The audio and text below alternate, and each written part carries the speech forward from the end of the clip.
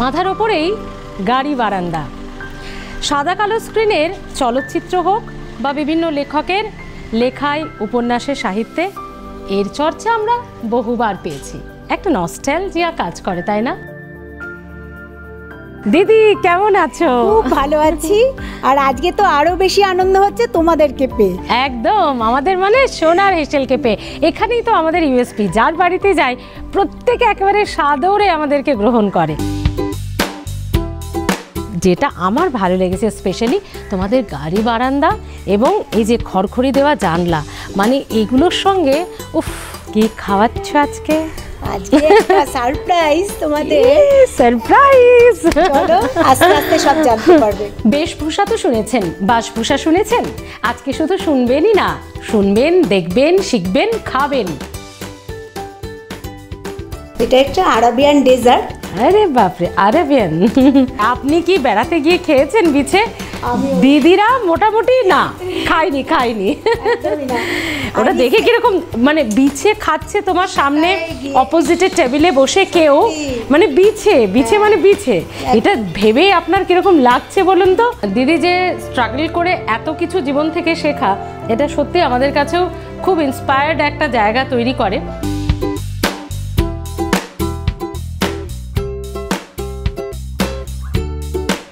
তুমি চীন, France, Japan, Europe, আর কোথায়, ভিয়েতনাম, মিশর, আর কোথায়, সুইজারল্যান্ড, সুইডেন, বোঝা যাচ্ছে এই খাবারটাতে যে উনি ঘুরে বেরিয়েছেন, বোঝা যাচ্ছে।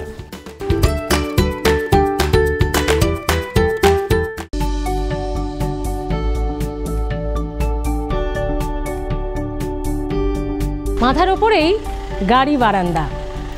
সাদা কালো স্ক্রিনের চলচ্চিত্র হোক বা বিভিন্ন লেখকের লেখায়, উপন্যাসের সাহিত্যে, এর চর্চা আমরা বহুবার পেয়েছি। একটা নস্টালজিয়া কাজ করে, তাই না? গাড়ি বারান্দাটা রয়েছে, তবে কালের নিয়মে বারান্দার মুখ বন্ধ করে দেওয়া হয়েছে সেফটি সিকিউরিটির জন্য, কারণ বাড়িতে খুব কম লোকজন থাকেন। তো এই গাড়ি বারান্দার সঙ্গে বাঙালিয়ানার কিন্তু একটা ওতপ্রোত যোগ রয়েছে, কি বলেন? ঠিকই ধরেছেন, গাড়ি বারান্দার নিচে দাঁড়িয়ে রয়েছে আমি, স্মৃতি। এটা টালিগঞ্জ এলাকায় পড়ছে, রিজেন্ট পার্ক এলাকা। আর এই কেন গাড়ি বারান্দার কথা বলছি, হঠাৎ কেনই বা এলাম টালিগঞ্জে, রিজেন্ট পার্ক এলাকায়? এবার টালিগঞ্জ এলাকায় এই রিজেন্ট পার্কে কেন এসেছি, কারণ রঞ্জনা দি আমাদের ডেকে পাঠিয়েছে, আর আমাদের জন্য অপেক্ষা করছে রঞ্জনা দি। দিদি কেমন আছো? খুব ভালো আছি। আর আজকে তো আরো বেশি আনন্দ হচ্ছে তোমাদেরকে পেয়ে। একদম, আমাদের মানে সোনার হেসেলকে পেয়ে। এখানেই তো আমাদের ইউএসপি, যার বাড়িতে যাই প্রত্যেকে একেবারে সাদরে আমাদেরকে গ্রহণ করে, এটাই ভালো লাগা। কিন্তু যেটা আমার ভালো লেগেছে স্পেশালি তোমাদের গাড়ি বারান্দা এবং এই যে খড়খড়ি দেওয়া জানলা, মানে এগুলোর সঙ্গে উফ, এগুলো মানে আমার এত ভালো লাগে, কিন্তু মেনটেন করাটা খুব মুশকিল, তাই না? এই জিনিস এ দুর্লভ, এ পাওয়া মুশকিল, যতই আমরা ফ্ল্যাটে থাকি না কেন, বলো? তবে তুমি খুব লাকি, বহু বছরের পুরনো বাড়ি তোমাদের। পুরনো, এখানে একটা মানে কলকাতার পুরনো ঐতিহ্য আর কি ধরে রেখেছে বলতে পারো তুমি। তো মাই, আর এই ধরে রাখাটার মধ্যে ব্যাপার আছে কিন্তু। আচ্ছা, সব গল্প কি দিদি এখানেই করবো নাকি ওপরে যাব না? যাব, অবশ্যই যাব।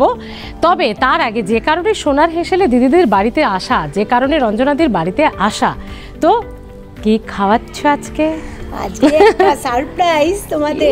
সারপ্রাইজ, চলো আস্তে আস্তে সব জানতে পারবে প্রকাশ্যে। তবে এটা, হ্যাঁ, এটা কিন্তু খাবার হিসেবে খাবার নয়, এটা একটু খাবার পরের খাবার।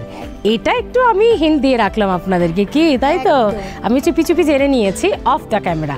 এবার কি বলতে চাইছি ওটা ডিরেক্ট হেসেলে কথা হবে। চলুন তাহলে, ফলো মি, চলো।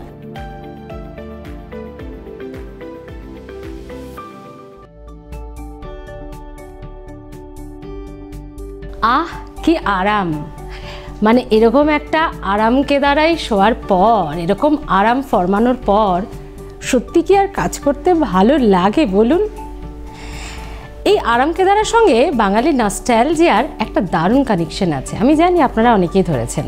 মনে পড়ে সেই শিলাইদহ এবং কবিগুরুর আরাম কেদারায় বসে থাকার সেই ছবিটা আমাদের সকলেরই এইখানে যেন গাঁথা রয়েছে।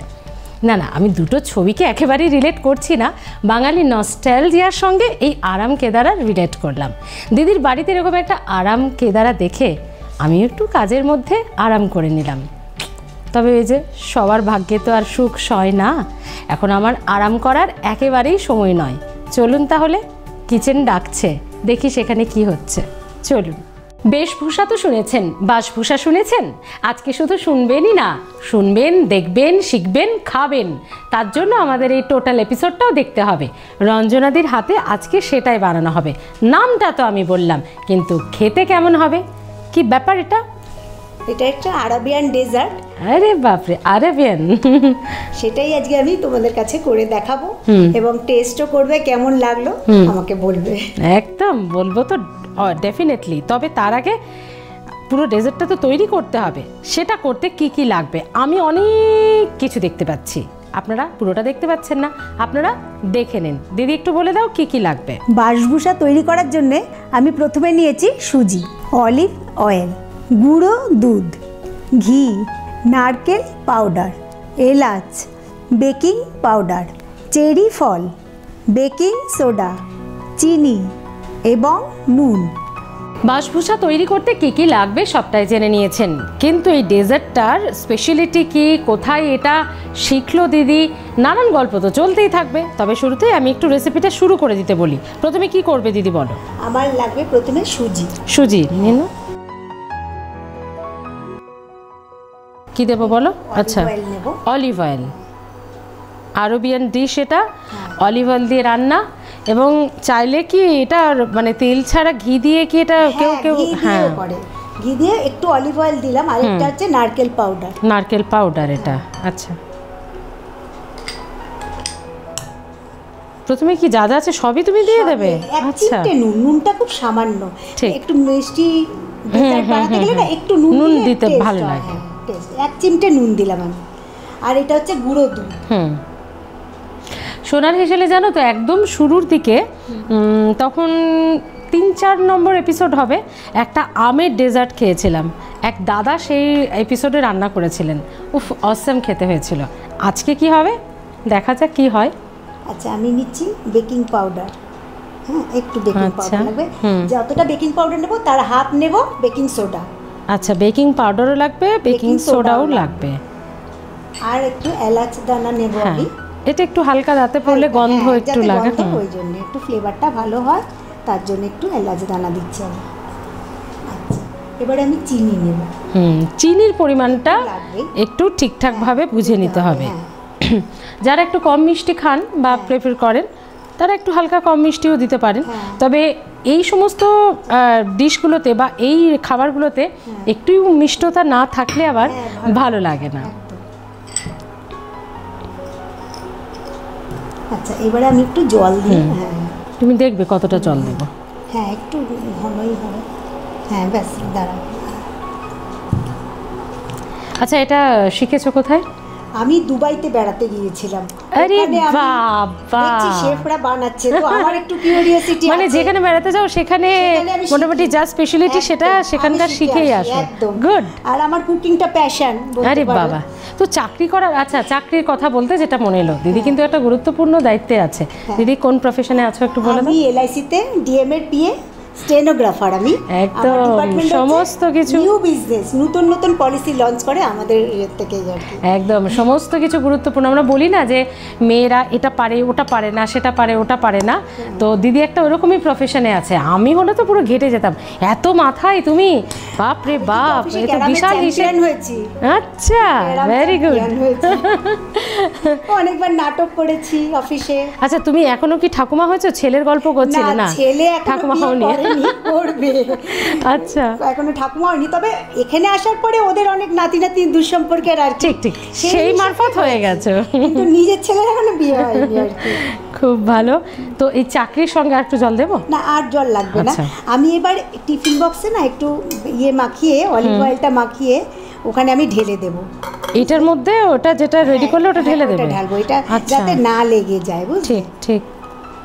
এরপর কি আমরা এটা কি কোনো গরম জলে বা কিছুতে দেবো? ওটা গরম জল না, আমি এইটা একটু গরম হবে, ওখানে একটা স্ট্যান্ড বসিয়ে ওখানে ঢাকা দিয়ে বসিয়ে দেবো 10 মিনিটের জন্য আর কি। ব্যাস, তাহলে রেডি। তারপরে আমি একটা ইয়ে বানাতে হবে, আমাকে একটু তোমার শিরা বানাতে হবে, চিনির শিরা। আচ্ছা আচ্ছা, চিনির শিরা পুরোটা দিয়ে দাও। হ্যাঁ, একটু ঘি দিলাম যাতে আর একটু ফ্লেভার, গন্ধটা আর কি আর একটু হয় ভালো। ব্যাস ব্যাস, এইটা আমি এবারে ঢাকা দিয়ে বসিয়ে দেবো। বাহ, এইটা এখানে আমার গরম হয়ে গেছে, এটা স্ট্যান্ডের উপর আমি বসিয়ে দেবো। নিচে জল বা কিছু থাকবে না? না, জল দিতাম না, এটা ঠিকঠাক হবে? একদম, ঠিক তো? একদম কনফিডেন্ট 100%? লক কিয়া যায়? একদম। আমি এটা করেছি। কি হবে আমি তো বুঝতে পারছি না, ব্যাপারটা খোলার পর কি পোড়া পোড়া গন্ধ? না না, আমি ভয় পাইয়ে দিচ্ছি না, ভয় পাইয়ে দিচ্ছি না, ডোন্ট ওয়ারি। যাক, এটা একটু হোক, একটু বাড়িয়ে আমাদের একটা, হ্যাঁ না, হালকাই থাকুক, বাই চান্স যদি পুড়ে যায় তখন তখন তো আমাদের সবটাই মাঠে মারা যাবে একদম। তো এটা একটু হতে থাকুক, কারণ টাইম লাগবে। ততক্ষণ আমরা কি করব, একটা ব্রেক নিয়ে নিই। একদম, চলো তাহলে এখন সময় একটা বিরতি, দেখা হচ্ছে ব্রেকের পর, সঙ্গে থাকুন। ফিরে এলাম ব্রেকের পর। কতদূর কি হয়েছে সেটা পুরোটা এই বিষয়টা খোলার পরই বোঝা যাবে, তাই তো? রঞ্জনা দি, তুমি কি করছো বলো তো? চলো এবার নামাই, নামাও। আচ্ছা, আপনাদের সবাইকে একটু বলে রাখি, বিষয়টা একটু টাইম টেকিং। আর যদি আপনারা চান এই ব্যাটারটা তৈরিটা যদি একটু আগে করে রাখেন, আমরা যেমন চটপট আপনাদেরকে দেখাচ্ছি, সেটা আরও ভালো রেজাল্ট হবে। এবার এটা খুলতে হবে। হ্যাঁ, খুলে তারপরে আমি একটু চিনি শিরা বানাবো। তাহলে এটা খোলাটা কিন্তু একটু, না খুব সহজে হয়ে গেছে প্রায়। হ্যাঁ, শুকিয়ে গেছে। আর একটু আমাকে চিনি শিরা এর উপরে আমি কেটে আগে দিচ্ছি, কেটে কেটে তোমাকে এখানে প্লেটে ঢালছি, এখানে রাখছি।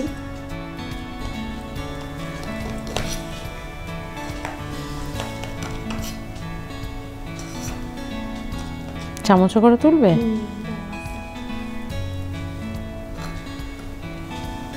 পারবে তো? আস্তে আস্তে করে তুলে এখানে ধরো, এটা দিয়ে। যারা মিষ্টি ভালোবাসেন এবং চান যে বাড়িতে গেস্টরা এলে তারা খাওয়া দাওয়ার পর একটু বিকেলের আগে আগে একটু হালকা কিছু মিষ্টি মুখ করাতে, একটু অন্যরকম ফ্লেভারের মিষ্টি, একটু অন্যরকম টেস্টের মিষ্টি, তাহলে কিন্তু, হ্যাঁ বলো আমাকে। এলাচ, হ্যাঁ, তাহলে কিন্তু এটা ট্রাই করতে পারেন অবশ্যই। দিদি, তোমার তো ঘোরার নেশা, হ্যাঁ, সঙ্গে লেখো তুমি। আমি অফ দ্য ক্যামেরা এই গল্পগুলো শুনি দিদির কাছে। হ্যাঁ, তো তুমি ঘুরে প্রচুর জায়গা ঘুরেছো, ইউরোপ থেকে সমস্ত জায়গায় ঘোরা হয়ে গেছে। আর হ্যাঁ, ছেলে, হ্যাঁ ছেলেও তোমার বাইরেই থাকে, একটু ছেলের গল্প শুনি। জাপানে ছিল, এখন এসছে এখানে। আচ্ছা, অ্যানিমেশন আর জাপানিজ ল্যাঙ্গুয়েজের উপর পড়াশোনা করেছে আর কি।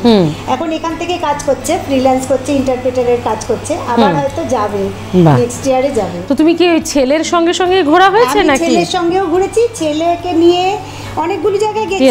আবার ছেলেকে ছাড়া গেলাম চায়না আর বাংলাদেশে। আরে বাপ রে, বাংলাদেশ কবে গিয়েছিলে? এই সমস্ত কিছু হওয়ার আগে? 2020-তে আগে ঘোরা হয়ে গেছে। আর তার আগে চায়না গিয়েছিলাম।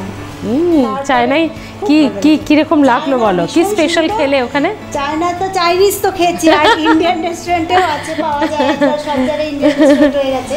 আর চায়নাতে তোমার চাইনিজ নুডলস টুডলস সবই খেয়েছি। আর যেখানে নিয়ে গেছে এক জায়গায়, ওরা তো সবই খায়, বিছার থেকে আরম্ভ করে ব্যাং, কিছু বাদ নেই, ওইটা আর আমি খাইনি। আমি নুডলস। আপনি কি, হ্যাঁ, আপনি কি বেড়াতে গিয়ে খেয়েছেন বিছে? দিদিরা মোটামুটি না, খাইনি।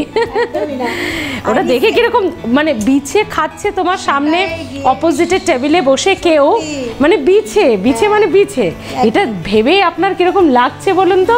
তুমি নিশ্চয় দেখেছো সেটা, তোমার কিরকম হচ্ছিল ফিলটা? মানে কি যে ভিয়েতনাম থেকে এলাম আমি ঘুরে। আচ্ছা আচ্ছা, তারপরে তোমার মিডনাইট সান দেখতে গিয়েছিলাম নরওয়েতে, ভীষণই ভালো লেগেছিল। সেই মানে 13 তলা জাহাজ, তার দেখে বসে রাত 1:30টায় সূর্য ওঠা দেখছি আমি। তোমার প্রচুর লাইফ টাইম এক্সপেরিয়েন্স হয়ে গেছে। তারপরে তোমার জাপানে গেছি, ইজিপ্টে গেছি, মিশরের মমি দেখেছি। ওরে বাবা, ভাবুন সেই আমাদের বইয়ের পাতার মমি, কি ভালো লাগে না মনে হয় ওগুলো ছুঁয়ে দেখাতে, একদম ইতিহাস ছুঁয়ে দেখছি। তুতানখামেনের সিংহাসনটা দেখলাম, তারপরে মমিগুলোকে সাজানো আছে, মিশরের মমিগুলো একটু কিছু হয়নি, অ্যাজ ইট ইজ রয়েছে, সে কারণেই তো মমি। কি ভালো লেগেছে পিরামিড। কিরকম যখন মমি এই লেসনটা যখন পড়েছি আমরা, হ্যাঁ কিরকম একটা অদ্ভুত লাগতো না ওই ছোট বয়সে? সেটাই একদম অন্যরকম, খুবই ভালো লেগেছে আমার মিশর। আর ইউরোপ তো ভালোই লেগেছে, সুইজারল্যান্ডে যখন আলপসে গেলাম, মাউন্ট তিতলিতে তোমার কেবল কারে করে গেছি, খুবই ভালো লেগেছে। মিশর কিন্তু আমাদের কাছে যেন রূপকথারই দেশ, বলো তোমার তো মানে ওখানে গিয়ে আমাদের কাছে তো রূপকথাই থেকে গেছে, তুমি তো একদম পুরো কাছ থেকে দেখেছো। আর তোমার ইউরোপে তো অনেকগুলো জায়গায় ঘুরেছি, দুবাই গেলাম, লন্ডন গেলাম, প্যারিসে আইফেল টাওয়ার, হ্যাঁ এটা স্টিকি হয়ে গেছে, তো এটাও হয়ে গেছে। আমি এটা আরেকটু, হ্যাঁ এরপর কি করবে বলো রেসিপিটা? রেসিপিটা এইটা একটু উপরে ছড়িয়ে দেবো। আচ্ছা, এটার উপরে দেবে? আচ্ছা, একটু উপরে দেবো। তাহলে কি এটা এরপর ঢেলে দিলে ভালো হয়? হ্যাঁ, ঢেলে দিলে ভালো হবে।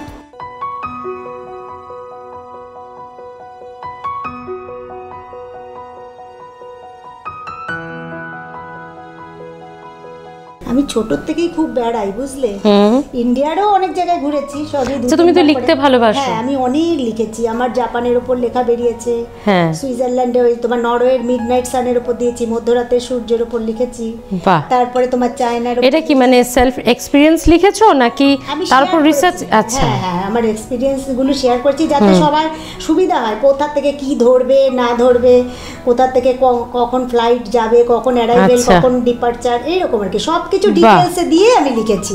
ওই আমাদের অফিসে বলেছিল তুই একটু শেয়ার কর, এত জায়গায় যাস, তখন আমি দিয়েছিলাম। আমাদের অফিসে না একটা জানালা পেপার বেরোয়, ওখানে আমারটা পেরেছে, প্লাস স্বপ্রকাশ একটা কোয়ার্টারলি ম্যাগাজিন বেরোয় আমাদের অফিসে, সেটাতেও পাবলিশ করেছে ওরা। আচ্ছা, মানুষটাকে ভাবছেন তো যে মানুষটা এত হাসি খুশি, এত পজিটিভ ভাইবস যার মধ্যে রয়েছে, কিন্তু বিয়ের পরপর তার জীবন যুদ্ধ, তার স্ট্রাগল শুরু হয়েছিল।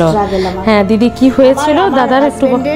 তোমার খুব অল্প বয়সে উনাকে হারাই আমি 2009-তে, জানো, অফিস থেকে এসছে, 1 মিনিটও সময় দেয়নি, উইদিন সেকেন্ডে ওনার প্রাণ চলে যায়। মানে জাস্ট অ্যাটাচি রেখেছে, ওনার বসতে বসতেই মানে দাঁড়িয়ে দাঁড়িয়ে ওনার প্রাণ চলে গেছে। তারপর শুয়ে দিয়েছি, দেখলাম ডাক্তার, পাশের ডাক্তারকে ডাকলাম, বলছে না, মানে কোথাও নিয়ে যাওয়ার আর সময় দেয়নি। তখন পরের দিনই আমার ছেলের ফাইনাল পরীক্ষা, তো অত ছোট তখন, আমার না পায়ের তলা থেকে মাটি সরে যাচ্ছিল, কিন্তু আমি যে কিভাবে আমাকে একটা শক্তি দিয়েছে ঈশ্বর, তুমি মানে কি বলবো, এত আমাকে দিয়েছে। আমি খুব যেতাম, জানো তো, তখন পরেই আমি রামকৃষ্ণ মিশনের লাইফ মেম্বার হয়ে গেলাম, যে আমাকে দেখলাম, আমাকে অনেক শক্তি পেলাম। ওখানে গিয়ে গিয়ে আমি মহারাজদের পাঠগুলো শুনতাম, গীতা পড়া শুরু করলাম, সব ধর্মের বই পড়া শুরু করলাম, তারপরেই গেলাম আর কি, বেড়ানোটা আরও শুরু করলাম আর কি, যাতে আমার ইয়েটা হয় আর কি। তারপরে বুঝতে পারছেন যে অবশ্যই মানে যার জীবনে এই ধাক্কাগুলো আসে সেই বুঝবে যে কিভাবে, হ্যাঁ তো দিদির কাছে কিন্তু এটা সত্যি ইন্সপিরেশনটা, এটা শেখার মতো একটা বিষয় যে এত বড় একটা ধাক্কা। তখন ছেলে কত ছোট? ছেলে তো 10-11 বছর, মানে অনেকটাই ছোট, তার সেই ছেলেকে মানুষ করা, এবং সে তারপর এতটা ওয়েল এস্টাবলিশড, এটা দেখে নিশ্চয়ই তোমার খুব ভালো লাগে। ক্লাসিক্যালও শিখেছে, আমি করেছি, যেহেতু আমার 6th ইয়ার কমপ্লিট রবীন্দ্রসঙ্গীতে। এই কি তো তুমি এতক্ষণ এটা ছুপা রুস্তম মানে বলেইনি এতক্ষণ, ও ক্লাসিক্যাল। তাহলে তুমি এখন আমাদেরকে একটা গান শোনাও, এটা তো রেডি হয়ে গেছে। হ্যাঁ, 2 লাইনই শোনাও।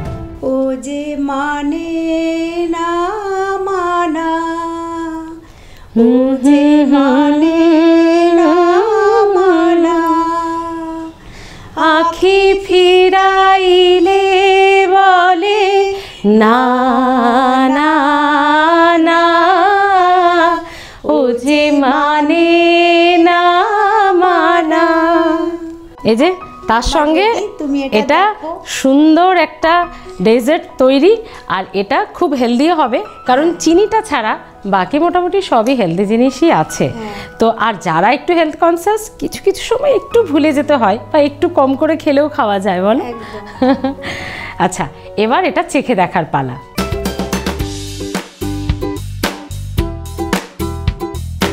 লাজবাব ডেজার্ট রেডি।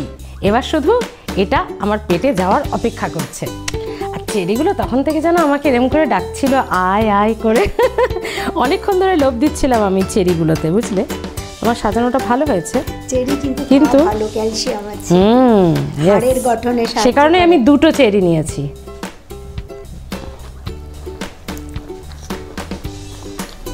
এবার আসল জিনিসটা খাচ্ছি।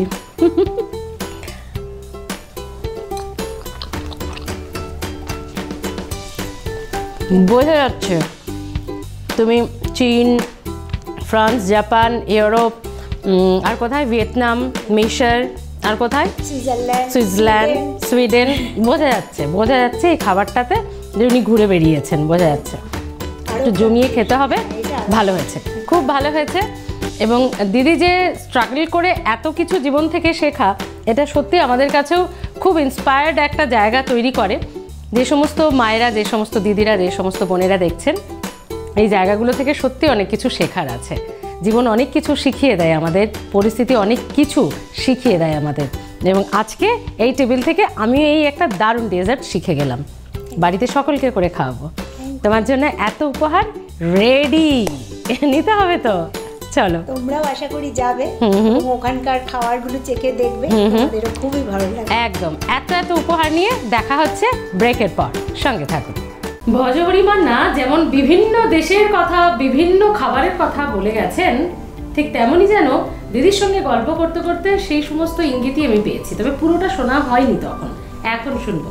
আর এই যে এত গিফট, এটাও দিদির জন্য, অবশ্যই দিদির হাতে তুলে দেবো।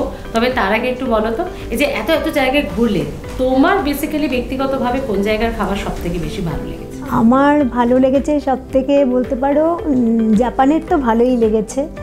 এছাড়া আমি তোমার নরওয়েতেও ভালো লেগেছে।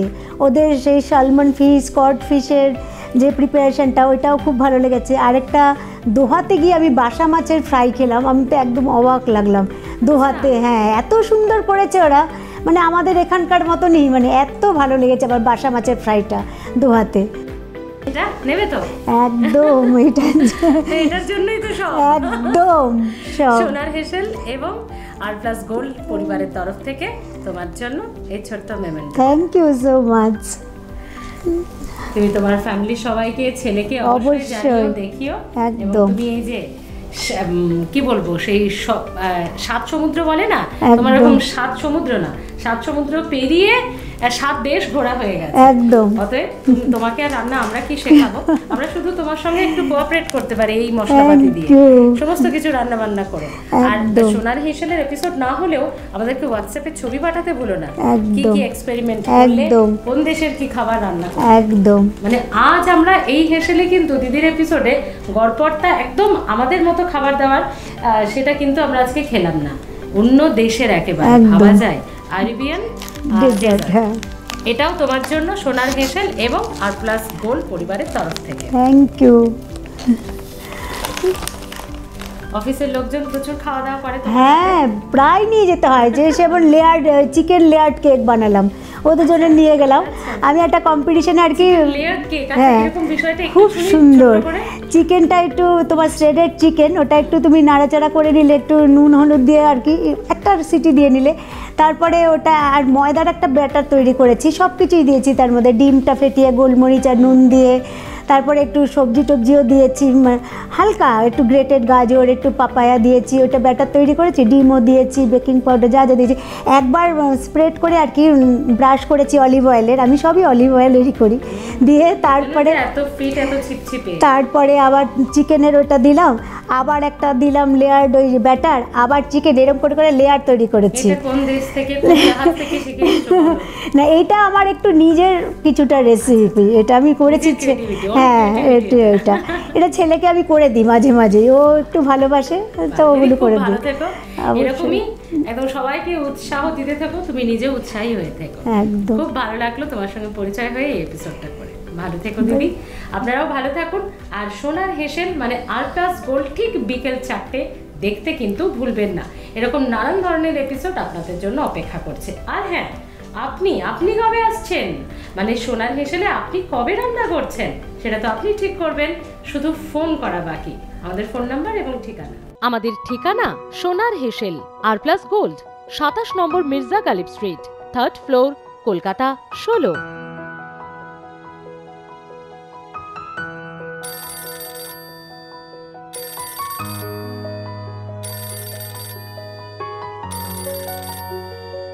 যাওয়ার আগে একটু বলো তোমার এক্সপিরিয়েন্স কেমন, এই যে আমরা এলাম তোমাদের বাড়ি? আমার তো খুবই ভালো লেগেছে, একটা দিন পুরো তোমাদের সঙ্গে কাটাতে পেরে আমি খুবই আপ্লুত, অভিভূত বলতে পারো, এত ভালো লেগেছে, মানে তোমাদেরকে একদম একটা পরিবারেরই মানুষ। আমার নতুন একদম মনে হয়নি যে নতুন আলাপ হয়েছে, প্রথমে একটু টেনশনে ছিলাম, কিন্তু তারপরে দেখলাম এত হোমলি অ্যাটমসফিয়ার, আর তোমরাও একদম নিজেকে এত সোপে দিয়েছো আমাদের কাছে, খুবই ভালো লেগেছে। একদম সোনার হেসেল টিমের তো এটা ইউএসপি। এক- আমরা শুধু আপনার হেসেলে আপনার বাড়িতে ঢুকে পড়বো শুট করতে তা নয়, তার সঙ্গে যেটা হয় আমাদের সঙ্গে একদম একটা পারিবারিক রিলেশন তৈরি হয়ে যায় এপিসোডের মধ্যে। তাহলে এই সমস্ত এসেন্সগুলো যদি আপনিও পেতে চান চটপট ফোন করুন। দেখা হবে দিদি, খুব ভালো থেকো সকলকে নিয়ে, ভালো থাকবেন আপনারাও, টাটা।